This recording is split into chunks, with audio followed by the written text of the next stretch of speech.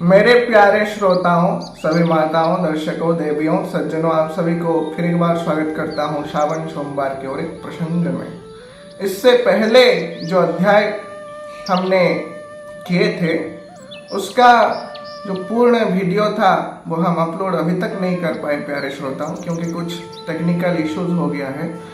तो हम उसको भी शीघ्र अपलोड करेंगे। उसका शॉर्ट्स अपलोड कर चुके हैं, आप लोग देख चुके हैं, तो जरूर उसका पूर्ण वीडियो भी देख पाएंगे। तो आज हम शंकर जी के विषय में बात करेंगे। ये शंकर जी कौन है?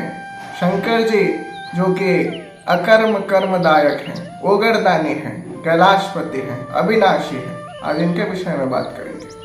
आज एक भक्त के विषय में बात करेंगे। वो भक्त कौन है? 15th सेंचुरी के गुजरात के अनन्य संत, अनन्य भक्त नरसिंह मेहता जी। जिन्होंने इनके बारे में सुने होंगे वो शायद ये प्रश्न करेंगे, नरसिंह मेहता तो भगवान श्री कृष्ण के भक्त हैं, तो शंकर जी के विषय में क्या बात होगा? तो आप धैर्यपूर्वक सुनिए। शंकर जी के विषय में आज हम बात करेंगे, नरसिंह मेहता के ऊपर।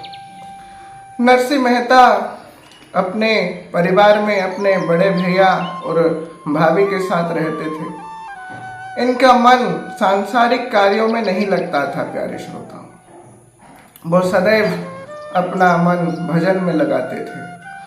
तो उनके जो भाभी थी वो बहुत कठोर बोलने वाली थी। उनका वचन अत्यंत कठोर था।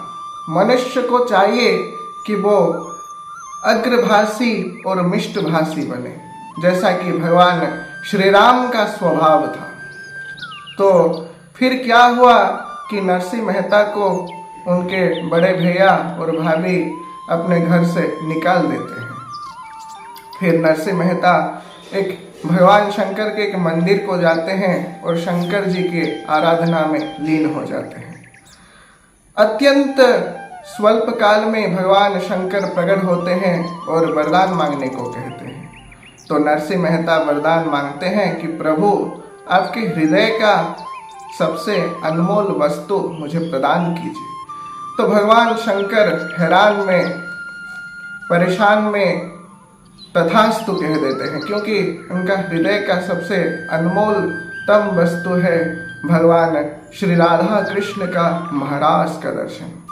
तो नरसिंह मेहता को वो सौभाग्य मिला जो आज तक किसी को नहीं मिला प्यारे श्रोता। तो उनको भगवान शंकर ले जाते हैं और वो दिव्य लीला का दर्शन करवाते हैं, राधा कृष्ण के महाराज का दर्शन करवाते हैं। रास क्या है प्यारे श्रोताओं? भक्त अगर भगवान का चिंतन करे तो वो रस कहलाता है, और भगवान अगर भक्त का चिंतन करे तो वो रास कहलाता है। तो राधा कृष्ण के महाराज का दर्शन करवाए।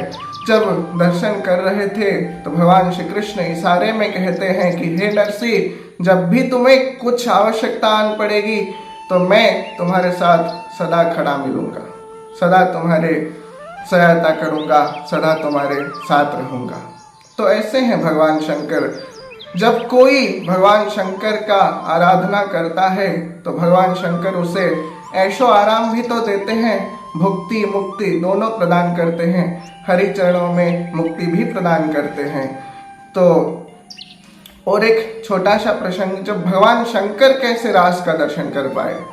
भगवान शंकर एक दिन जान पाए कि भगवान श्री कृष्ण रास कर रहे हैं, तो भगवान शंकर वृंदावन में जाते हैं और जब रास स्थली पर जब प्रवेश कर रहे थे तो गोपियां उनका पथरोध करती हैं और गोपियां कहती हैं कि इस रास स्थली में केवल एक ही पुरुष का अधिकार है, वो है लीला पुरुषोत्तम भगवान श्री कृष्ण। और भगवान शंकर को रोक लेती हैं। तो भगवान शंकर माता अन्नपूर्णा से भिक्षा मांगते हैं कि भिक्षाम देहि देवी। फिर माता अन्नपूर्णा प्रकट हो जाती हैं और कहती हैं कि हे भगवान शंकर, आपको क्या चाहिए?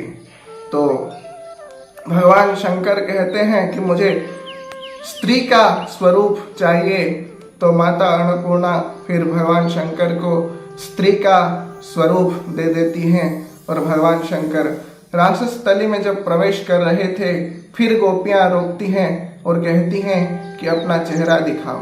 तो भगवान शंकर जब अपना चेहरा दिखाते हैं प्यारे श्रोताओं, तो गोपियां मोहित हो जाती हैं और मूर्छित हो जाती हैं।